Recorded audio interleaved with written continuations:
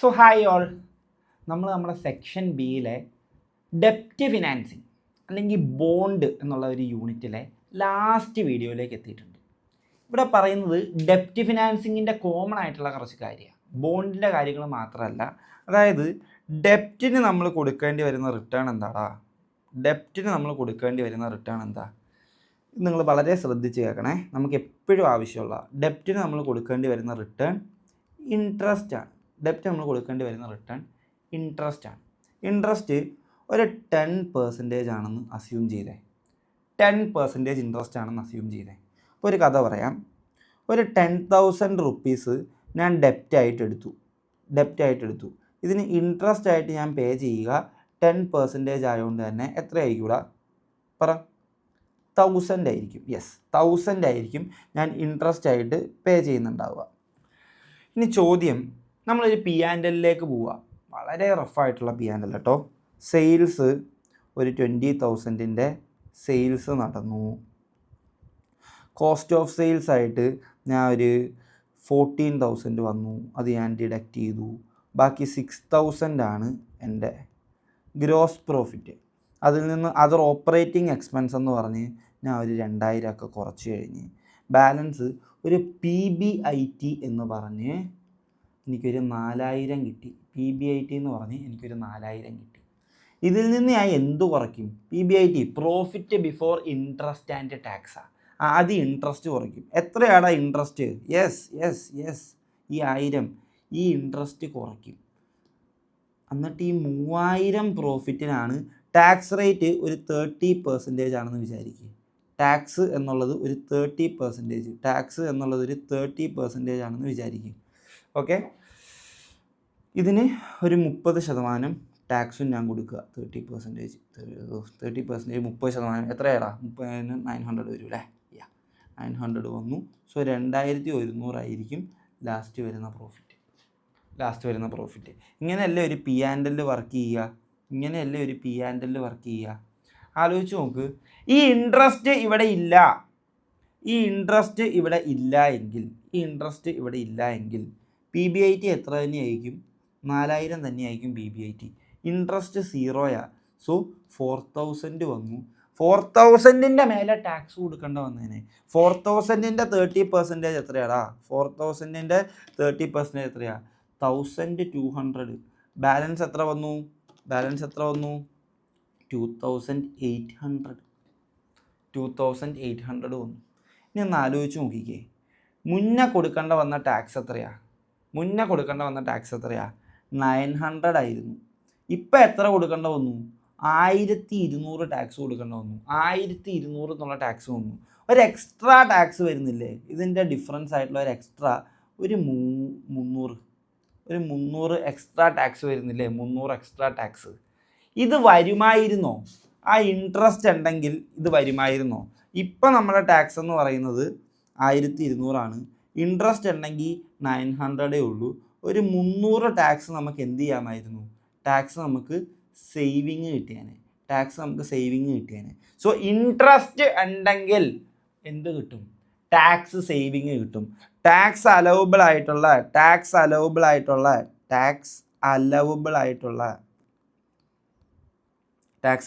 ആയിട്ടുള്ള എക്സ്പെൻസ് ആണ് interest.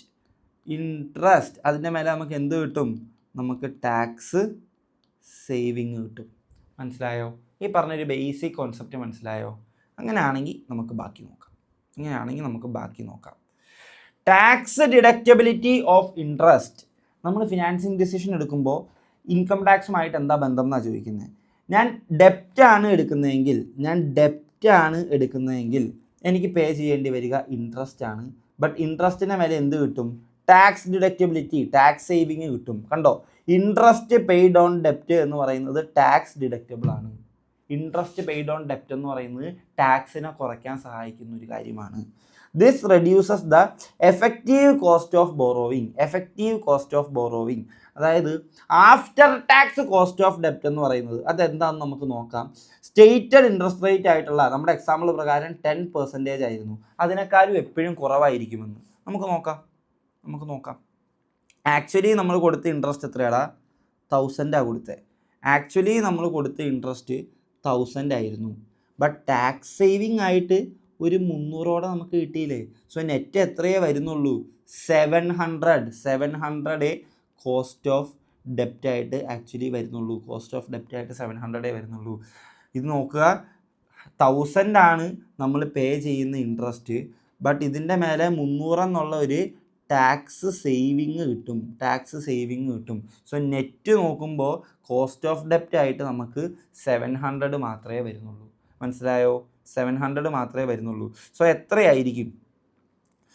10,000-ന് 700 divided by 10,000 എത്രയേ വരുള്ളൂ? 7% വരുന്നുള്ളൂ. So after tax cost of capital എന്ന് പറയുന്നത് വെറും 7%. മനസ്സിലായോ? ഇത് നമ്മൾ വളരെ വൃത്തിക്ക് പഠിക്കും. കോസ്റ്റ് ഓഫ് ഡെപ്റ്റ് അടുത്ത ചാപ്റ്റർ, കോസ്റ്റ് ഓഫ് ഡെപ്റ്റ് ആണ് അടുത്ത ചാപ്റ്റർ. അവിടെ വൃത്തിക്ക് പഠിക്കും. ഇവിടെ നിങ്ങൾ ഇത്ര അറിഞ്ഞിരുന്നാൽ മതി. ഇൻട്രസ്റ്റ് പെയ്ഡ് എന്ന് പറയുന്നത് ടാക്സ് ഡിഡക്റ്റബിൾ ആണ്. അതുകൊണ്ട് തന്നെ അതിൽ ടാക്സ് സേവിങ്സ് കിട്ടും. So effective cost of borrowing സാധാ രീതിയിൽ സ്റ്റേറ്റഡ് റേറ്റ് 10% ആണെങ്കിലും അത്രയും വരുന്നില്ല. ഈ ടാക്സ് സേവിങ്ങും കൂടെ കഴിയുമ്പോൾ സിമ്പിളി പറഞ്ഞാൽ ഇങ്ങനെയാണ് ഫോർമുല വരികടാ. ഇൻട്രസ്റ്റ് ഇൻറ്റു 1 - T എന്നാണ് വരിക. ഇൻട്രസ്റ്റ് 10% ആയിരുന്നു ഇൻറ്റു 1 - T. ടാക്സ് റേറ്റ് എത്രയായിരുന്നു? 30%. അതായത് 10 × 0.7 7% ആയിരിക്കും എന്ത് വരിക? നമ്മുടെ എഫക്റ്റീവ് കോസ്റ്റ് ഓഫ് ഡെപ്റ്റ് വരിക. ഇതാണ് കോസ്റ്റ് ഓഫ് ഡെപ്റ്റിൻ്റെ ഫോർമുല തന്നെ. ഓക്കെ അല്ലേ? ടാക്സ് സേവിങ് കിട്ടുന്നുണ്ടാവും. ഇതാണ് ആദ്യം പറഞ്ഞത്. ഇൻട്രസ്റ്റ് ഉണ്ടെങ്കിൽ ടാക്സ് ഡിഡക്റ്റബിലിറ്റി ഉണ്ടാവും. സോ അത് കാരണം നമ്മൾ ചിലപ്പോൾ ഡെപ്റ്റ് ചൂസ് ചെയ്യാം. അതാണ് അടുത്ത പറയുന്നത്. ചീപ്പർ സോഴ്സ് ഓഫ് ഫിനാൻസ് ആണ് ഡെപ്റ്റ്. ഒന്നാമത് തന്നെ റിസ്ക് കുറവാണ്.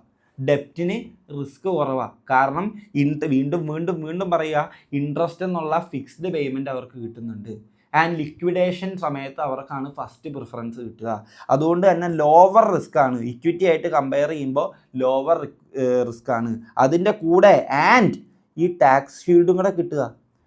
ടാക്സ് അലോവബിൾ ആയിട്ടുള്ള എക്സ്പെൻസ് ആയതുകൊണ്ട് ഒരു ടാക്സ് സേവിങ് കൂടെ കിട്ടുക. സോ ടാക്സ് സേവിങ്ങും കിട്ടും. ഓൾറെഡി ചീപ്പർ സോഴ്സ് ആയിരുന്നു. So cheaper source of finance ആണ് ഡെപ്റ്റ് എന്നുള്ളത്. മനസ്സിലായോ?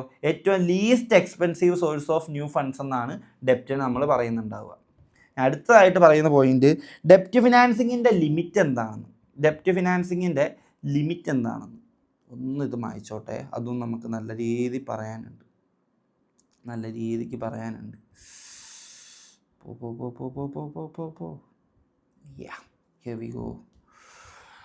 എടാ, നിങ്ങളൊരു ഇക്വിറ്റി ഷെയർ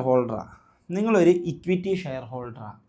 അപ്പോൾ നിങ്ങളുടെ കമ്പനിയുടെ ക്യാപിറ്റൽ സ്ട്രക്ചർ ഇങ്ങനെയായിരുന്നു. നിങ്ങൾ ഇക്വിറ്റി എടുക്കുമ്പോൾ 30:70 ഇതായിരുന്നു നിങ്ങളുടെ ക്യാപിറ്റൽ സ്ട്രക്ചർ.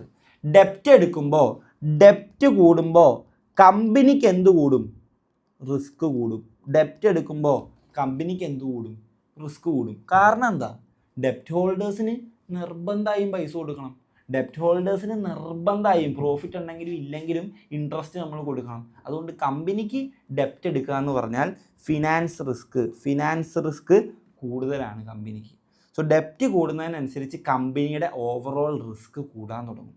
കമ്പനിയുടെ റിസ്ക് കൂടുമ്പോൾ ഷെയർ ഹോൾഡർ, കമ്പനിയുടെ മുതലാളി ആയിട്ടുള്ള ഞാൻ വന്ന് എന്തു പറയും? അതേ, നിങ്ങളിങ്ങനെ ഡെപ്റ്റ് എടുത്ത് കൂട്ടുക, ഞങ്ങളുടെ കമ്പനിയുടെ റിസ്ക് കൂടിക്കൊണ്ടിരിക്കുക. സോ നേരത്തെ എനിക്ക് കിട്ടിക്കൊണ്ടിരുന്ന റിട്ടേൺ 12% ഇക്വിറ്റിക്ക്. 12 പോരാ, ഇനി തൊട്ടൊരു 16% റിട്ടേൺ എങ്കിലും തരണം. കാരണം കമ്പനിയുടെ റിസ്ക് കൂടിക്കൊണ്ടിരിക്കുക. നേരത്തെ 30:70 ഉണ്ടായിരുന്നത് ഇപ്പം എത്രയാണ്? 60:40 ആയി. 60:40. കമ്പനിയുടെ ക്യാപിറ്റലിൻ്റെ 60% ഡെപ്റ്റാ. കമ്പനിക്ക് നല്ല ഫിനാൻസ് റിസ്ക് ഉണ്ട്. അതുകൊണ്ട് ഞങ്ങൾക്ക് ഈ റിസ്ക് എടുക്കാൻ പറ്റില്ല. ഞങ്ങൾ ഷെയർസ് അല്ലെങ്കിൽ വിറ്റിട്ട് പോകും. സോ ഞങ്ങൾക്ക് 12% പോരാ, ഇപ്പം ഇനി ഒരു 16% ഇങ്ങനെ റിട്ടേൺ വരണം എന്ന് പറയും. സോ കോസ്റ്റ് ഓഫ് ഇക്വിറ്റി എന്താവും? കൂടാൻ തുടങ്ങും. ഡെപ്റ്റിൻ്റെ പ്രൊപ്പോർഷൻ കൂടുന്നതിനനുസരിച്ച് കോസ്റ്റ് ഓഫ് ഇക്വിറ്റി കൂടാൻ തുടങ്ങും. കാരണം കമ്പനിയുടെ ഓവറോൾ റിസ്ക് കൂടുക. അതാണ് ഇവിടെ പറഞ്ഞേക്കണേ. എക്സസീവ് ഡെപ്റ്റ് ഭയങ്കരമായിട്ട് കൂടുകയാണെങ്കിൽ ഫിനാൻസ് റിസ്ക് എന്താവാൻ കൂടും. ഫിനാൻസ് റിസ്ക് കൂടാൻ തുടങ്ങും. സോ ബോത്ത് ഡെപ്റ്റ് ഹോൾഡേഴ്സിൻ്റെയും ഇക്വിറ്റി ഇൻവെസ്റ്റേഴ്സിൻ്റെയും റിസ്ക് ഹൈ ആവാൻ തുടങ്ങും. കാരണം കമ്പനിയുടെ റിസ്കേ കൂടുതലേടാ. അതുകൊണ്ട് കോസ്റ്റ് ഓഫ് ക്യാപിറ്റലിന് എന്ത് സംഭവിക്കും? ആലോചിച്ച് നോക്ക്. ഇപ്പം നമുക്കിതിനെ കോസ്റ്റ് ഓഫ് ഇക്വിറ്റീനെ KE എന്നും കോസ്റ്റ് ഓഫ് ഡെപ്റ്റിനെ KD എന്നും പറയാം തൽക്കാലത്തേക്ക്. ഓക്കെ, കോസ്റ്റ് ഓഫ് ഇക്വിറ്റീനെ KE എന്നും കോസ്റ്റ് ഓഫ് ഡെപ്റ്റിനെ ഇക്വിറ്റീനെ KE എന്നും മറ്റേനെ KD എന്നും നമുക്ക് പറയാം. KD കോസ്റ്റ് ഓഫ് ഡെപ്റ്റ് കുറഞ്ഞ് വരികയായിരിക്കും. പക്ഷെ KE അപ്പം എന്താവും? കൂടി പോവും അല്ലേ? കൂടി പോവും. കാരണം എന്താ? ഡെപ്റ്റ് കൂടുന്നതിനനുസരിച്ച് കമ്പനിയുടെ ഫിനാൻസ് റിസ്ക് കൂടി. അതുകൊണ്ട് തന്നെ ഇക്വിറ്റി ഷെയർ ഹോൾഡേഴ്സ് പറയും ഞങ്ങൾക്ക് കൂടുതൽ റിട്ടേൺ വേണമെന്ന്. സോ KD കൂടുന്ന സമയത്ത് KEയും കൂടുന്നുണ്ട്. സോ ഇതിൻ്റെ ആവറേജിനെ അല്ലേ വാക്ക് എന്ന് പറയുന്നത്. സോ വാക്ക് എന്താവും? കൂടും. സോ ഡെപ്റ്റ് ഒരു പരിധി വിട്ട് കൂടിയാൽ ഡെപ്റ്റ് ചീപ്പർ സോഴ്സ് ഓഫ് ഫിനാൻസ് തന്നെയാണ്. KD കുറയുള്ളൂ. പക്ഷെ ഡെപ്റ്റ് ഭയങ്കരമായിട്ട് കൂടുമ്പോൾ KE അങ്ങോട്ട് കയറി കൂടാൻ തുടങ്ങും. KE കൂടിക്കഴിഞ്ഞാൽ വാക്ക്, കാരണം ഇക്വിറ്റി ആയിരിക്കും എപ്പോഴും കൂടുതൽ ഉണ്ടാവുക, വാക്ക് എന്താവാൻ തുടങ്ങും? കൂടാൻ തുടങ്ങും. അതാണ് impact on cost of capital എന്ന് പറഞ്ഞ് നിങ്ങൾക്ക് പഠിക്കാനുള്ളത്. മോർ ഡെപ്റ്റ്, കൂടുതൽ ഡെപ്റ്റാണ് വരുന്നതെങ്കിൽ ഇൻവെസ്റ്റേഴ്സ് എന്ത് ഡിമാൻഡ് ചെയ്യാൻ തുടങ്ങും? കൂടുതൽ റിട്ടേൺ ഡിമാൻഡ് ചെയ്യാൻ തുടങ്ങും. കാരണം ഞാൻ നേരത്തെ പറഞ്ഞ പോലെ ഞങ്ങളുടെ കമ്പനിക്ക് ഇപ്പോൾ റിസ്ക് കൂടുതലാണ്, ഫിനാൻസ് റിസ്ക്, ഞങ്ങൾക്ക് കൂടുതൽ റിട്ടേൺ വേണമെന്ന് പറയും. അപ്പം എന്താവും? KDയും പയ്യെ അങ്ങ് കൂടും, KEയും പയ്യെ അങ്ങ് കൂടും. സോ ഓവറോൾ വാക്ക് എന്താവും? ഇൻക്രീസ് ആവും. ഇഫ് ഡെപ്റ്റ് ഈസ് ടു ഹൈ, ഡെപ്റ്റ് ഭയങ്കര ഹൈ ആണെങ്കിൽ കമ്പനിയുടെ ഓവറോൾ വാക്ക് ഇൻക്രീസ് ആവാൻ തുടങ്ങും. വാക്ക് ഒരിക്കലും കൂടാൻ പാടില്ല. വാക്ക് കൂടുതലാണെങ്കിൽ വാക്ക് വെച്ചാണ് നമ്മുടെ കമ്പനി എന്ത് ചെയ്യുന്നുണ്ടാവുക? ഡിസ്കൗണ്ട് ചെയ്യുന്നുണ്ടാവുക. വാക്ക് കൂടുതലാണെങ്കിൽ ഡിസ്കൗണ്ടിങ് റേറ്റ് കൂടും. അതുകൊണ്ട് തന്നെ കമ്പനിയുടെ മാർക്കറ്റ് വാല്യൂ കുറയും. കമ്പനിയുടെ ഷെയർ പ്രൈസ് എന്താവും? ഫോളൺ ആവും. അതുകൊണ്ട് വാക്ക് ഒരിക്കലും കൂടാൻ പാടില്ല. അതുകൊണ്ടാണ് നമ്മൾ എവിടെ എഴുതാനൊരു സ്ഥലം വെച്ചിട്ടില്ലേ? ഓക്കെ, ഒരു ക്യാപിറ്റൽ സ്ട്രക്ചർ പ്രോപ്പറായിട്ട് മെയിൻറ്റെയിൻ ചെയ്യണം എന്ന് പറയുന്നത്. ഒപ്റ്റിമൽ ആയിരിക്കണം എന്ന് പറയും. നമ്മൾ ഓൾറെഡി പഠിച്ചിട്ടുണ്ട്. ഒപ്റ്റിമൽ ആയിരിക്കണം. ഒരു 30:70 ഫൈനാണ്, ഒരു 40:60 ഈ ഒരു ലെവലിലൊക്കെ മെയിൻറ്റെയിൻ ചെയ്ത് കൊണ്ടുപോകുന്നുണ്ടാവണം. എന്നാലാണ് വാക്ക് താരതമ്യേന കുറഞ്ഞു നിൽക്കുക, കമ്പനിയുടെ മാർക്കറ്റ് വാല്യൂ കൂടുക, ഷെയർ പ്രൈസ് കൂടുക, ഷെയർ ഹോൾഡേഴ്സിൻ്റെ വെൽത്ത് മാക്സിമൈസ് ചെയ്യാൻ പറ്റുക. സോ ഈ ഒരു കാര്യം കൂടെ പറഞ്ഞു കഴിഞ്ഞാൽ എന്തായി? നമ്മുടെ ഈ ചാപ്റ്റർ കംപ്ലീറ്റ് ആയിട്ടുണ്ട്, ഈ യൂണിറ്റ് കംപ്ലീറ്റ് ആയിട്ടുണ്ട്. സോ എല്ലാവരും ആദ്യം തൊട്ട് ഒന്ന് ജസ്റ്റ് ഈ ഒരു PDF ഞാൻ നിങ്ങൾക്ക് ഗ്രൂപ്പിൽ ഷെയർ ചെയ്തിട്ടുണ്ടാവും. ജസ്റ്റ് ആദ്യം തൊട്ടുള്ള ഈ ഷോർട്ട് നോട്ട്സ് ഒന്ന് വായിച്ച് നിങ്ങൾ തന്നെ കാര്യങ്ങളൊക്കെ ഒന്ന് റീകളക്ട് ചെയ്തെടുക്കുക. കുറച്ച് വലിയ ചാപ്റ്ററാണ്, കുറച്ചധികം വീഡിയോസ് ഉള്ള ചാപ്റ്ററുമാണ്. സോ ആരും വിട്ടു പോകരുത്. അറിയാലോ, സെക്ഷൻ B വോളിയം ഉണ്ട്, ബട്ട് വളരെ സിമ്പിളാണ്. ഇവരെ ലോജിക്കലി കണക്ട് ചെയ്ത് ആലോചിച്ച് ചിന്തിച്ച് പഠിച്ചാൽ മാത്രം മതി. നമ്മൾ കൂടെ തന്നെയുണ്ട്. എപ്പോഴും പറയുന്ന പോലെ തന്നെ ഈ സെഷനിൽ തന്നെ നമ്മൾ പാസ്സാവും. Good luck.